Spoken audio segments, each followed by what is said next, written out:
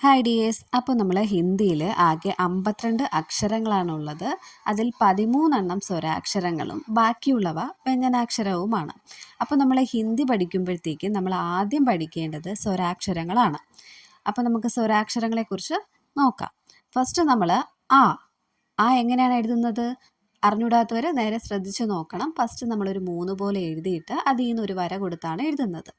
ഇനി നമ്മൾ അടുത്തത് ആ. അപ്പോൾ ആ എഴുതാൻ പഠിച്ചാൽ നമുക്ക് ആ എഴുതാൻ എളുപ്പമാണ്. ആ എഴുതിയിട്ട് ഒരു വരയും കൂടെ കൊടുക്കുമ്പോഴത്തേക്കും ആയ്. ഇനി നമ്മൾ അടുത്ത അക്ഷരം ഈ എഴുതുന്നതും നമ്മൾ ഒരു ഡാ എഴുതി അത് താഴോട്ട് കൊടുത്താണ് നമ്മൾ ഈ എഴുതുന്നത്. ഈയും എഴുതുന്നത് ഈ എഴുതിയതിന് ശേഷം മുകളിലൊരു വര കൊടുക്കുമ്പോഴത്തേക്കും ഈ ആയി. അടുത്തത് ഉ. അത് കഴിഞ്ഞാൽ ഊ.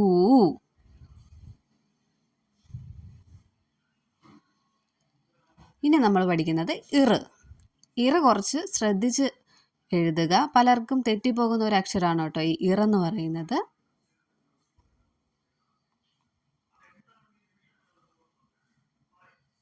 എ.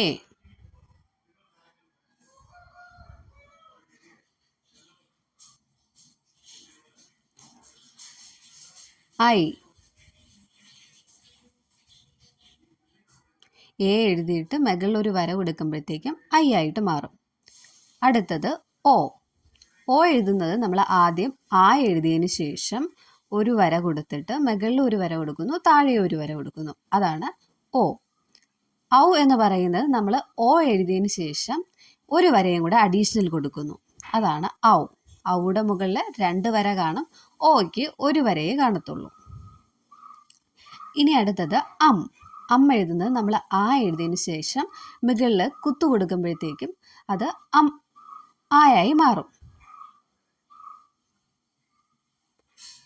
അടുത്തത് ആ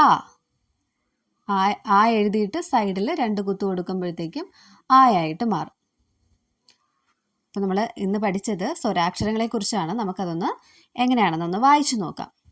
ഫസ്റ്റ് ആ ഈ